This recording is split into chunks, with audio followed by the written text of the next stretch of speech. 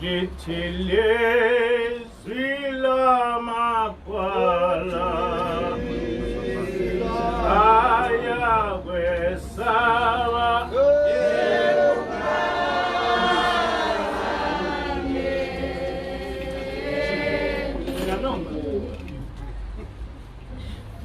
litilizwi lamakwala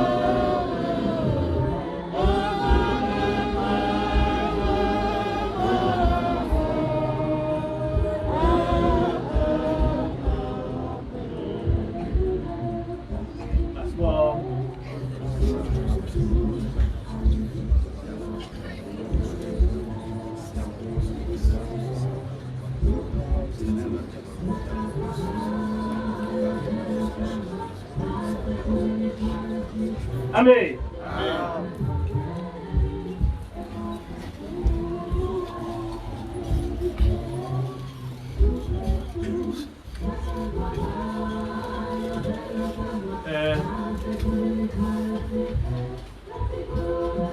abantu abalalele lenkonzo bengamangala ukuthi bethi belele inkonzo bezwa uhlatshelelo. Kunenkonzo yamaKristu engaliya nayisethendeni manje nake iyona eyenza ukuthi mhlawumbe kwesinye isikhathi ingatholi ukuthi sithini, kodwa sizobekezela. Ngifisa ukusho, ngiyafisa ukukhuluma ukuthi singabantu abanenhlanhla ngenxa yokuthi sakhunjulwa ezulwini. Singabantu abanenhlanhla ngoba sikhunjulwa ezulwini. Ngiyafisa ukuthi zonke izinto ezikhulunywe lapha nisikhumbule ngoba zisho into enkulu kithi.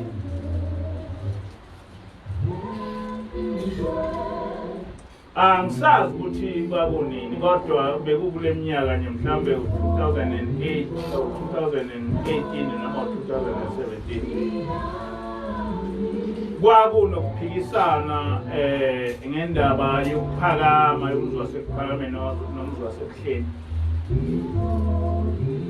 Yayise ingilosi iyakhuluma kithi ithi lokhu kuphikisana ngomuzwa wasephakameni nomuzwa wasebuhleni angikwazi ukuthi kuchaza ukuthini, ngoba umuzi omkhulu ezulwini umuzi waseJerusalem, ngoba umuzi waseJerusalem ilapho uNkulunkulu owathi mayiqala ukwehla emhlabeni wehlela khona, futhi ilapho okwaqala khona ukuba kwakhelwe uNkulunkulu indlu yakhe emhlabeni. Ithi-ke ingilosi kuza isikhathi lapho bothi ma ubuNazaretha sebuhlangene zonke izizwe zihlangane ngonyaka eJerusalem ziyodumisa khona uNkulunkulu.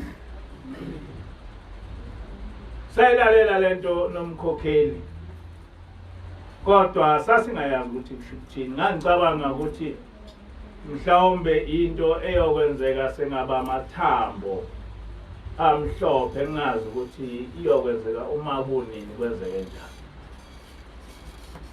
Ngelinye ilanga ngicabanga ukuthi uma ekhumbula kahle umkhokheli kwakuyisabata, yafika ingilosi igqoke kahle, ihlala igqoke kahle kodwa igqoke okwehlukile. Yathi ngihamba nobaba ilanga sizokwedlula laphana esontweni nicele nikucelayo kubaba ilanga, kodwa sisendleleni siyahamba siya eJerusalem, ukhona umhlangano esiya kuwo eJerusalem. Sakhuluma lokho ngoba laba sakukhumbulayo. Amen. Sakhuluma lokho nangempela ngalelo sabatha sanikela kubaba noma sasingamboni, kodwa kwakusho ingilosi yathi bayahamba basendleleni baya eJerusalem. Ngakho-ke ubaba ilanga uzodlula lapha bethi sicele esikucelayo. Sakumemezela lokho esontweni bakwenza. Kodwa yayisiyavuthwa le ndaba yaseJerusalem, yavuthwa le ndaba yamaHebheru yokuthi singamaHebheru. Saqala manje savula incwadi saba nembuzo eminingi. Sithe ma sivula ama Googles noma ama YouTube sathola ukuthi leli vangeli esikhuluma ngalo selikhuluma umhlaba wonke. ngase ngithola insizwa angathi ngathola kanjani insizwa ngayithola ku Facebook ngase ngithi ayingithinte siyangithinta lensizwa lensizwa lena uDr Xhakaza une PhD kwi-history izinto ulapha e-university kwi-Afghanistan ngahlangana nalensizwa ngathola ukuthi inothando olukhulu lwalento esiyikhuluma la ku Facebook ngathola futhi ukuthi nayo kuningi ekwenzayo sase siyavumelana noXhakaza ukuthi asenze inhlangano ezoqoqa onke amaHebheru bonke abantu abakholelwa ukuthi bangamaHebheru sibe nenhlangano la eSouth Africa bese ngayo sikwazi ukuthi siqoqe izizwe zonke ezithi zingamaHebheru nangempela sayakha lenhlangano amalunga ayo noma o-director bakhona lapha abantu umfundisi Mpanza ungenye yama-directors umemo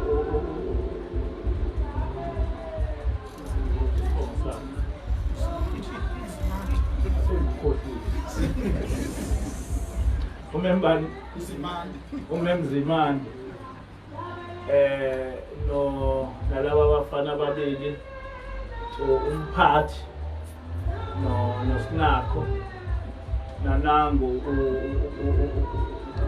uNtombela amalunga lenhlangano behlangana nabo laba bangaphandle kuba uyena uDr Xhakaza no khona unkosikazi lapha esifundiswa la uhlengiwe Ngcongo nomadlala sabakuhlangana sayakha lenhlangano yathula yathi du kodwa kwasekusalele imali ukuthi sesiyakhileke lenhlangano sizosukumisa kanjani ngoba sifana nemali sithena sena amaplani ukuthi lenhlangano sivezekile nonke uNtshangase wayese engishayela ucingo engitshela ukuthi khona amaHebheru azofika eGauteng ucela ukuthi attende le meeting yala maHebheru nangempela uNtshangase waseGoli wakwenza lokho wabuye wangirepotela ngathi akaphathe incwadi le kababamkhulu ethi the messenger of God wafike nangempela uattenda lo mhlangano wakhuluma nalesi sifundiswa samaHebheru wasinikeza le ncwadi kuleli sonke ledlule wathola isimemo ukuthi siyamenywa ukuba sibe semhlanganweni wamaHebheru ozoba seJerusalem lo mhlangano ozoba seJerusalem umhlangano ozobe uhlanganisa onke amaHebheru wonke umhlaba kumenye lapha kwaZulu kwamenywa kumaXhosa kwamenywa onke abantu akwazi ukuthi bangamaHebheru amaZulu amaXhosa ama-Igbo train Igbo elukhuzeni nalena ko-Nigeria nako-America nakuyo yonke indawo zobe hlangene lapha neJerusalem onke amalokhuza amaHebheru noma ama-Israelites lento yenzeka ngendlela esingayiqondi thina besayibuza ukuthi njengoba sesiyakhileke inhlangano yamaHebheru nabantu base South Africa besalwa nathi kangaka lento sizoyisukumisa kanjani phansi manje na sesimenyiwe sefanele manje sithole imali sesiya lapha namanje njengenhlangano asisayi lapha just as individual people person kodwa siya lapha njengenhlangano igama layo Universal Hebrew International Society which is registered. Sithema ngabe qhamuka le ndaba lena sasangana amakhanda sathi uNkulunkulu njani kanti uNkulunkulu njani njengamanje le nhlangano yethu sesiyo introduce emhlabeni wonke wamaHebheru namhlanje na sizohlangana namaHebheru sizoba nomhlangano insuku eziwu8 kukhulunywa nje ngendaba yamaHebheru ukuthi ahlangana kanjani amaHebheru emhlabeni wonke lapha siyobe sikhuluma ngendaba ukuthi sibuyela kanjani kuNkulunkulu lapha siyobe sisemhlanganweni wabantu bonke abayobe benehluthu amen so besinabantu bonke abangawubhema ugwayi amen so besinabantu bonke abangayidli ingulube amen so besinabantu bonke abakhuluma ngoya amen uyake uJehova amen yabo lapha sobe siyobona ukuthi yonke iJerusalem ukuthi yayimi kanjani oJesu babekuphi Mahomet lokhuza Moses babekuphi yonke into yaseJerusalem sizoya siyobe soyilokhuza asithina just for purpose of lokhuza we are not touring kodwa siyofunda sesikoleni sizobe sinama seminars day by day, these 8 days, sinama seminars. Lapho khona esizobe sikhuluma ngoJehova. Lapho khona esizobe sikhuluma ngokuthi siwahlanganisa kanjani amaHebheru, sibuyela kanjani kuNkulunkulu. Amen. Lento eshiwo ingilosi within 2 years or 1 year is now being put into practice. It's being put into practice. Zobe sisendaweni lapha moyo bonke abantu begcina isabatha. Go America, go kuphi lapha sizobe sikhuluma khona ukuthi ngoba lo lokhuza lona lo doctor lona uYehudi okuyena ophethe yonke lento uyitholile incwadi washo wathi umprofeti Izashembe umprofeti ngempela kaNkulunkulu wesikhathi samanje manje nake we are going to introduce umprofeti ukuthi uma ngabe sikhuluma ngabaprofeti bakwaIsrael ngoba we have now learned ukuthi abaprofeti bakwaIsrael kwakungabantu abamnyama yabo hayi lento besilokhu siyikhohliswa abelungu ukuthi oJesu kwakungabelungu Maria kwakungabelungu what not bonke abaprofeti bakaIsrael kusukela kuMoses kwakungabantu abamnyama manje nake we are going now ukuthi abasitshele ama-Israelites ukuthi at present in Africa ubani umprofeti wabantu abamnyama ngumuphi umprofeti ofike wafundisa abantu ukugcina isabatha ngizwile umkhokhelo ukuthi ukuthi thina sihleli noNkulunkulu ngoba sihamba ngendlela kaNkulunkulu kwafaneleke ukuthi bonke abantu beyithole lencwadi beyithole yonke indaba kaMprofeti Izashembe bese besho ukuthi at present esizweni sakwa-Israel esizweni sakwaJuda esizweni samaHebheru imuphi umprofeti lokhu kwasuka kumaHebheru ongumprofeti wabantu eAfrika ngoba they say they found ukuthi basuke Africa bonke ngoba ngesikhathi sakudala yayingekho lento okuthiwa i-Middle East, kwakuthiwa i-Northern Africa. Baseke befika abelungu bewadabula amazwe, bathi khona i-South Africa, bathi khona i-Middle East, basho lokhu nolokhu. Kodwa ngokwasebhayibhelini ayikho into eku-Middle East.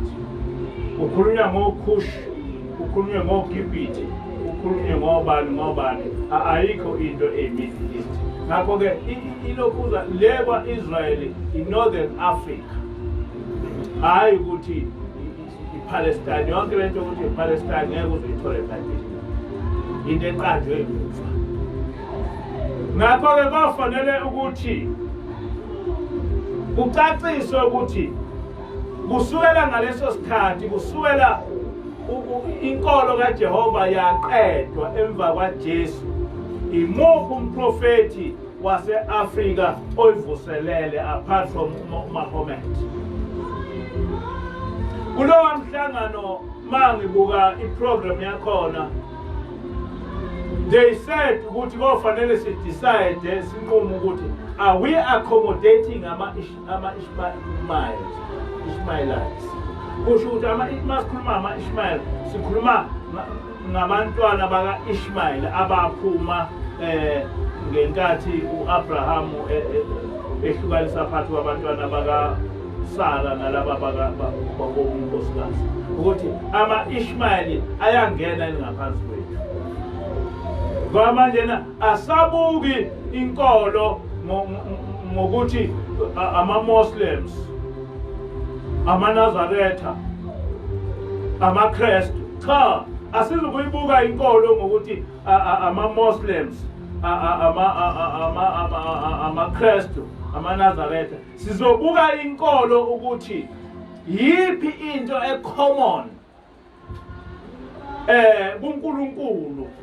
Ngenkathi siphuma uNkulunkulu, yiphi inkolo iphi? Uma ethi ama-Muslims, inkolo ila kuma-Muslims, okay, nama-Nazaretha nama-Muslims kuyafana. So umuphi umprofeti okhona at present esivumelana ngaye sonke, noma singama-Krestu, noma singama-Muslims, noma singama-Nazaretha, umuphi umprofeti ogcinile kubaprofeti bakaNkulunkulu? Ngoba lapha sikhuluma ngabaprofeti bakaNkulunkulu. And ukukhuluma ngabaprofeti bakaNkulunkulu, we are not being emotional about it. We must bring forth facts. Ukuthi nanka ama-facts. Lama facts asho ukuthi lo umprofeti kaNkulunkulu, ngoba eshilo Dr. Yehuda ukuthi lona kwakumprofeti kaNkulunkulu kulesikhathi samanje. Kufanele ukuthi sithi put forward ukuthi umprofeti uIzashembe uyena owabuyisa inkolo kaJehova eAfrika. Amen. Akakho futhi omunye, akakho ngaqhamuka ngaphandle kwaprofeti Izashembe kuphela. Wayibhala phansi, we don't have a problem. Mphathi nabanye seni translate zonke ihlabelelo zomprofeti. All that we have to do now is to bind them. Kufanele ukuthi kufike u-25 December zonke lezo hlabelelo zibindiwe, so that masiya phesheya sikwazi ukuba abantu abanye ama-Hebrews ukuthi nazi imfundiso zikaShembe ziphansi, they are written down. Nazi ihlabelelo zomprofeti, nazi injumayelo zomprofeti, nanka ama-liturgies kamprofeti. Abaqhamuka abanyeke abanalento yomprofeti, abaqhamuka abanalento. Baqhamuka ba akekho, akekho. Ungahamba yonke Afrika akekho, nengilosi isho njalo yathi akekho. akakho umprofeti wase-Afrika akazange waba khona umprofeti e-Afrika kwagcina ngoJesu kwagcina ngoMuhammad akazange wabuye kwaba khona omunye umprofeti ngaphandle komprofeti Isaiah.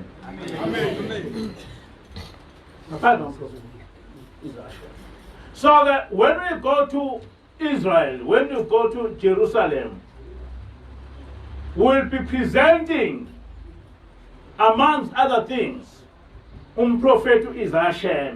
Not lento lenenzeka kuManazaretha at present. Akuyona lento kufanele ukukhulunywe ngayo ngoba yaManazaretha ayibhokisile kuNazaretha. Kodwa sizobe sizokhuluma ngobuNazaretha esibufundiswe umprofeti. Ukuthi umprofeti usifundiseni ngokuthi sigcine isabatha. Umprofeti usifundiseni ngokuthi singazigundi inwele. Umprofeti usifundiseni ngokuthi singayidli ingulube. Umprofeti usifundiseni ngokuthi singabana abanye uNkulunkulu ngaphandle kaJehova. Though we are going to bring forth the teachings of our prophets to the Africans as a whole. To the Africans as a whole. Manje na-ke njengoba ebesho umkhokheli ekseni ukuthi njengoba ngihlale ngitshela ukuthi don't undermine yourselves. Ningayibukeli phansi ngoba ishingilosi yathi ninto enkulu ezulwini. Ithi ngilosi bekungethenjwe ezulwini ukuthi nizokwazi ukuyenza lento ivuthwe.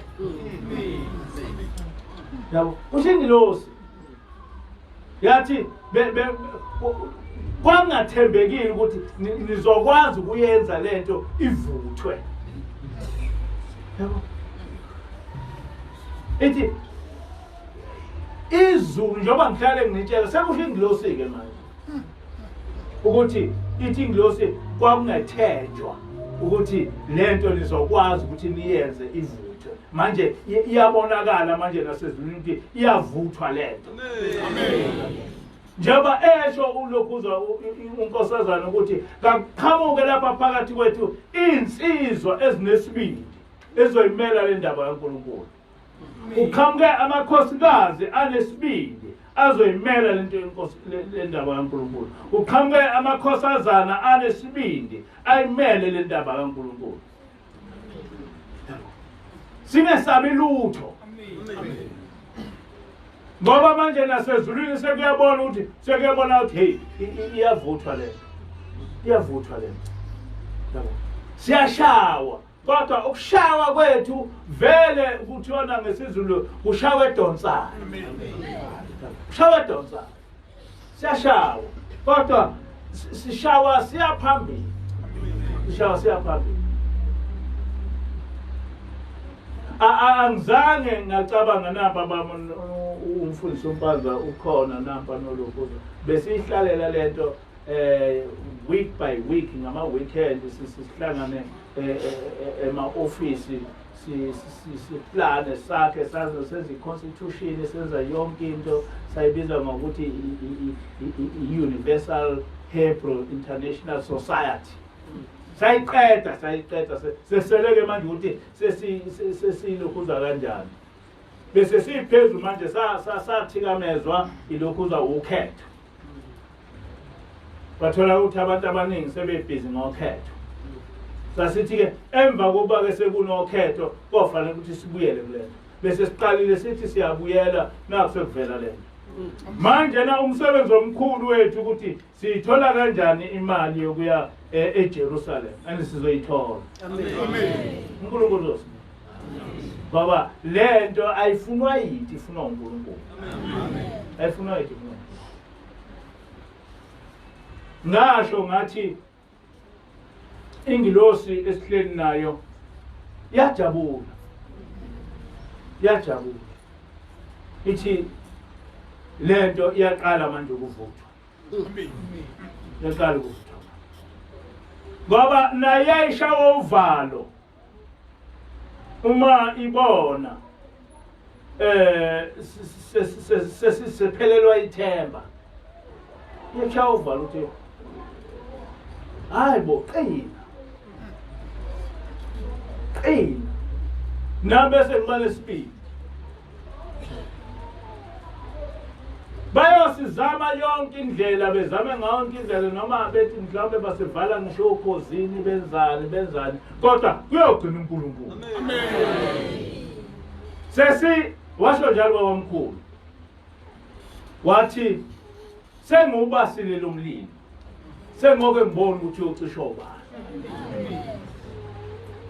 nathi sisho njalo sithi siubasile lo mlilo sesiyoke sibone ukuthi uyocisha ubani abamagwala ayothi he kuyaphela lokhu njengoba besho ubaba uNkulunkulu wayibona kudala lento wathi usula amagwala athi he kuyaphela lokhu waze washo ubaba uNkulunkulu wathi athi ha kuyaphela lokhu nakithi bake basho bathi kophela in 3 months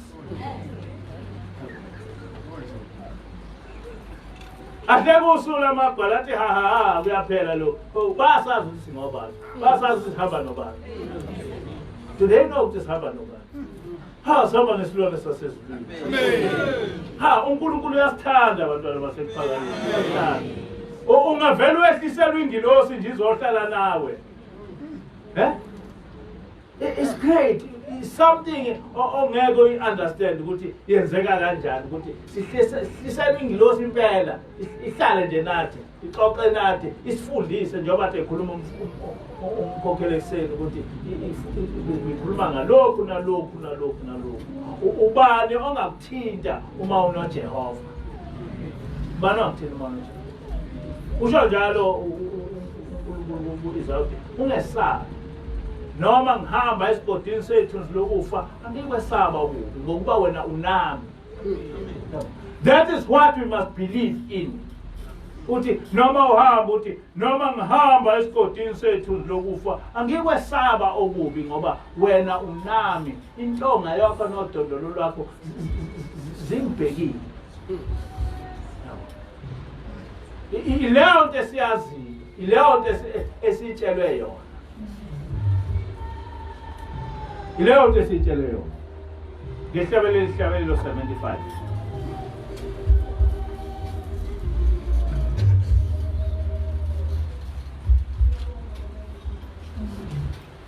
Ihlabelelo 75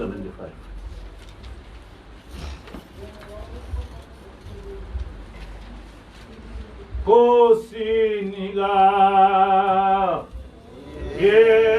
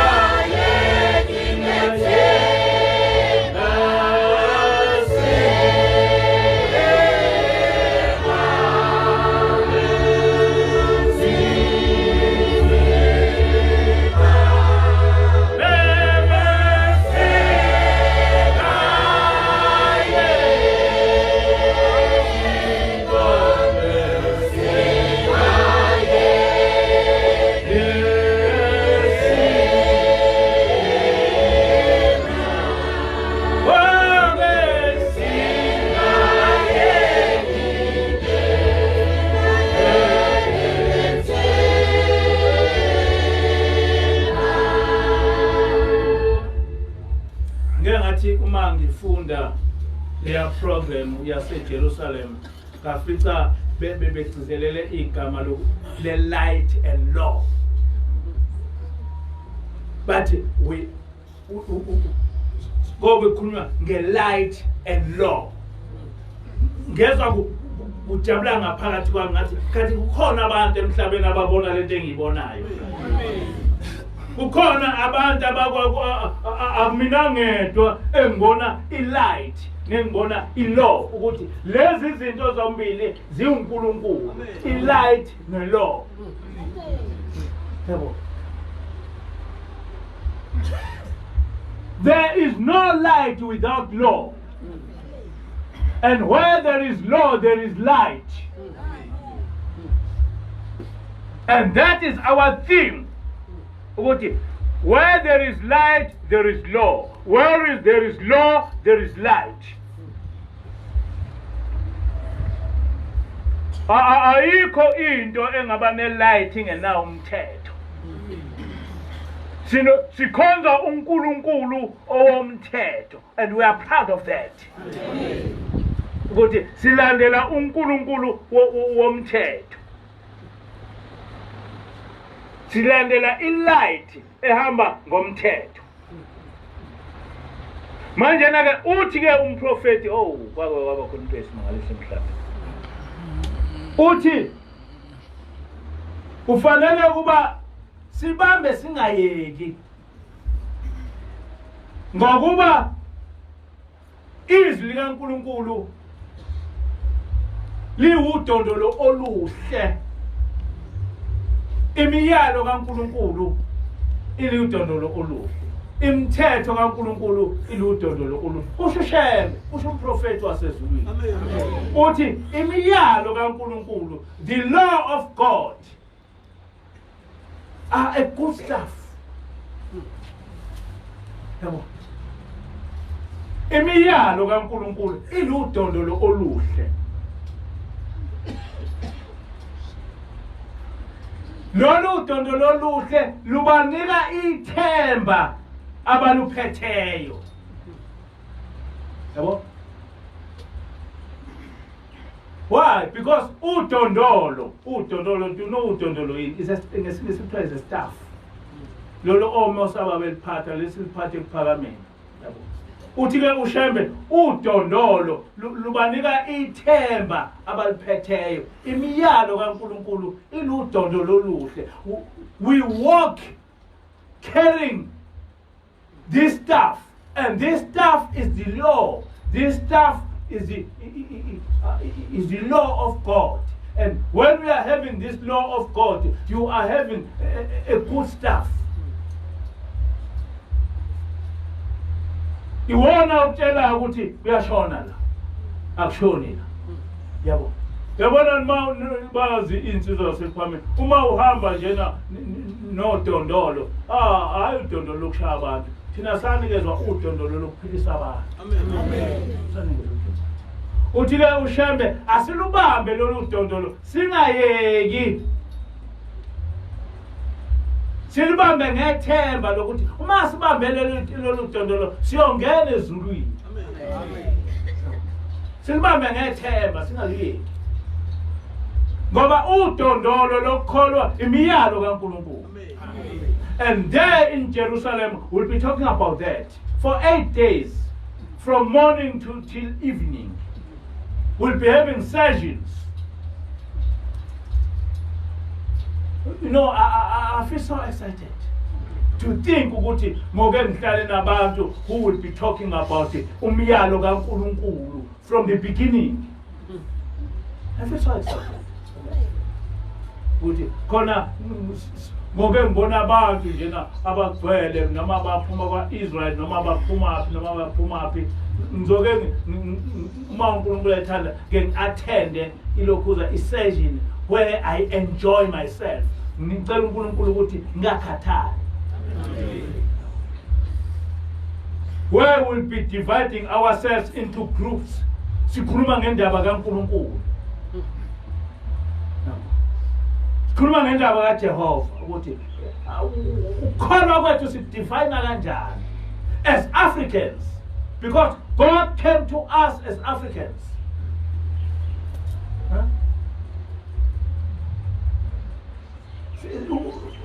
This is now we are not talking basho njalo lapho uthi lapha nasikhuluma ngeenkolo ukuthi hayi mina ngiyisulumane mina ngiyumKristu mina ngumNazaretha. No, siyakhuluma ngoNkulunkulu, and then we come to the conclusion sivumelana ukuthi njengamanje na uNkulunkulu uthume ngophi umprofeti, and kufanele ukuthi silandele imfundiso zomprofeti, not to worship umprofeti but to follow the teachings of umprofeti. And that is what we have been teaching all along. We are not frustrated. Masi lapana uthina so besi happy because kobe kuvuselelwa into esiphila ngayo la. Amen. Into esiphila ngayo. Ke uNkulunkulu uyasithanda usilethele ingozi. Ingozi sitshela yonke into. And leyo nto esitshela ngayo yenzeka. Kwasho ingilosi yathi sasinomkhokheli yathi ngiyose kuzohamba kuhambe kube khona abantu abathi hayi asiyiboni lento thina sesibuyela kubaba mkhulu. Kwaku 2008 sasehle kwathi unkosazana kuzohamba kuhambe kuqhamuka abantu bethi asiyiboni lento sesibuyela kubaba mkhulu. kwathi ngo-2010 wayesethi asiphume ebuhleni sasithi hawu kanti wayesho kithi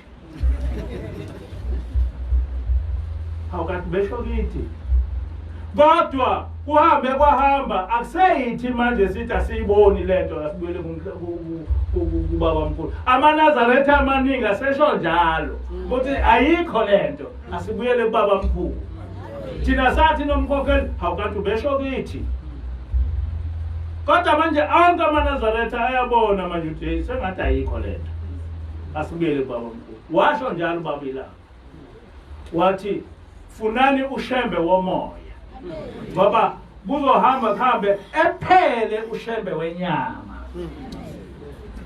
washo njalo ubabilanga funani ushembe womoya ngoba uzohamba kuhambe ephele ushembe wenyama namhlanje nangekho ushembe wenyama ushembe wesibongo nalowo nje noma ngwakwashembe uthi hayi nami nguNkulunkulu nalowo phambi komunye hayi nami nguNkulunkulu nalowo ethi hayi nami nguNkulunkulu ithini ingilosi kwakusekhona ubaba uthi yathi ingilosi emva kwababa uthi uzovela oshembe abaningi yathi kodwa kulabo oshembe leli banda lamanazaretha loholwa ushembe ongakaze ezekholwe lokuwazalwa ingasakhulunywa indaba yokuthi wake wabekwa uNkulunkulu ukuthi ekhole ibandla uyolihola nje ngoba isibongo sakhe sithi shembe kodwa uyobe engakaze ezekholwe lokuwazalwa ingasakhulunywa indaba ukuthi ubekwe uNkulunkulu sathi mase ikhuluma lento amanazaretha thukutela kodwa namhlanje babonga nje sengathi manje kwandoshembe abangakaze beze bekhona sokwanja manje sekholwa oshembe abakade bebeke ingulube elokhuzeni emalokhuzeni emafrijini sesilandela manje oshembe abashisa ihluthi ngoba sebezothatha isihlubo kade bephuca njengabo bonke abantu so oshembe abanjalo kodwa yasho ingilosi yathi leli bandla lizohamba lihambe liholwe oshembe abangakaze beze bekholwe lokhu bazalwa abayohola leli bandla ngokuba bengabakwashembe babe bengakholiwe bengakaze bekholwe futhi uNkulunkulu engazilutho ngabo kwasho ingilosi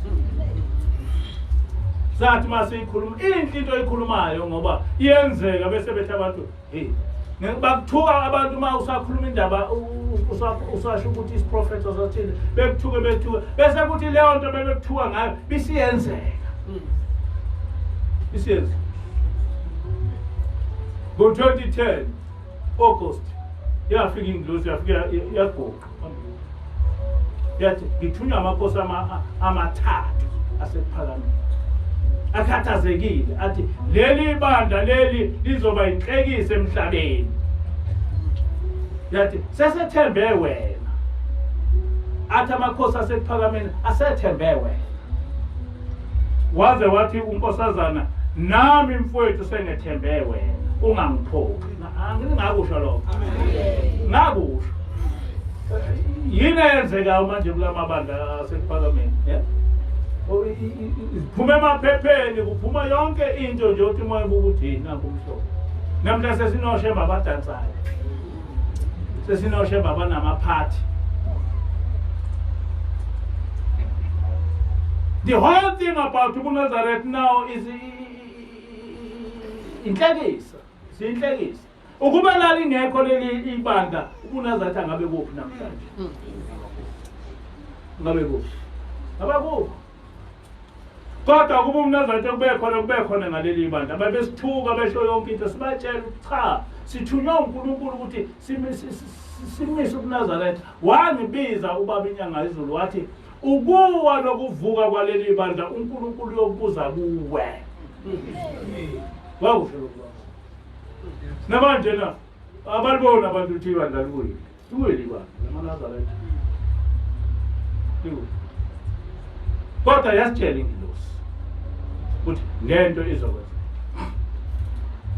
khona unya ekhulumeni yathi khona isikhathi lapha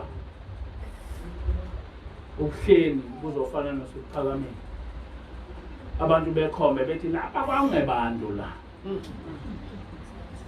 njengoba kukhonje kuphakameni yathi nasebuhleni khona isikhathi siyofika lapha abayobe bekhomba njengoba bekhombe kuphakameni bethi kwakuyinyakanyaka yabantu la angisho ukuthi kokwenzeka ngisho ukuthi kokwenzeka nini makokwenzeka kodwa ingilosi wona akusho baba kodwa mase ngusho sekwenzeka bese bethi hayi wawuthuleleni kwenzeka wawuthuleleni baba ziyenzeka izinto siyayikhuluma izinto zenzeka sikhulumile sathi sakhuluma ngiyakhumbula abantu basephakameni basho konke ngithi uthena ingilosi siyogcina siya eJerusalem basho konke kodwa namhlanje nasiye eJerusalem siya eJerusalem lokhu kukhuluma kwabo ukuthi iJerusalem kunjani abantu bayathanda bathande abantu abafuna uNkulunkulu bazohlukana namadlozi amen abantu abafuna uNkulunkulu bazokwazi umehluko phakathi koNkulunkulu umdali wezulu nomhlaba noNkulunkulu obuye enceliswa umama isho njalo ingilosi yathi amaNazaretha zeyibula khona umuntu osile ongathathi umuntu okade enceliswa untombazana ebesethi uNkulunkulu uma uphila kusho ingilosi yayisho yalo umkhokheli yathi ngiyaxolisa uba ngikusho lokuthi hayi amaNazaretha zeyibula Yet God umprofeti defined it wathi uNkulunkulu uJehova umdali wezulu nomhlaba. So khona uNkulunkulu umdali wezulu nomhlaba bese bakhona oNkulunkulu abanceliswa ngonini. Umuntu impela umuvesha ezelokhuza hayi uNkulunkulu lo uNkulunkulu ingqondo yakhe ithini nje mawusile ekhaya uthini ekhaya. Kungasukela umuntu noma kade eyiphuzela utshwala eyenza yonke into umbeke esihlalweni bese uthi uNkulunkulu wehluleke ngani kubantwana bakwaIsrael abathatha ilokhuza ithole legolide bakhipha amacici abo balakha basebethi uNkulunkulu owasikhipha eGibhithe. This thing is same ayehluke ndawo. Uma uyifunda iBhayibhelini iba inhlekisa kodwa nabo abantu beyenza into eNazaretha. Abantwana bakwaIsrael bathi uMose esentabeni bakhipha amacici egolide bawanqwabelisa lapha babebaningi ke phela babezigideni banqwabelisa lapha banqwabelisa bashisa babenza ithole legolide base belikhulekela bathi uNkulunkulu wena wasikhipha eGibhithe. Uma uMose ehlala phana kuzokuya halaliswa uhalaliseni ithole legolide. Leli ithole legolide lehlukene kanjani nalabo uNkulunkulu bamaNazaretha? What is the difference? Ungafika uzale umuntu engayiphathi nokuyiphatha kahle eyiphuzela utshwala bese umthatha umbeka esihlalweni bese uthi uNkulunkulu bese uthi uyaphila wena ekhaya. Uphila kanjani ekhaya? Ithi le nglosi ngiyaxolisa ukusho ukuthi amaNazaretha kunenkinga ekhanda lawo. Kunenkinga ekhanda lawo. Inkosi uselokhu enikuzwile. Amen. Inkosi usufama kwebala. Amen.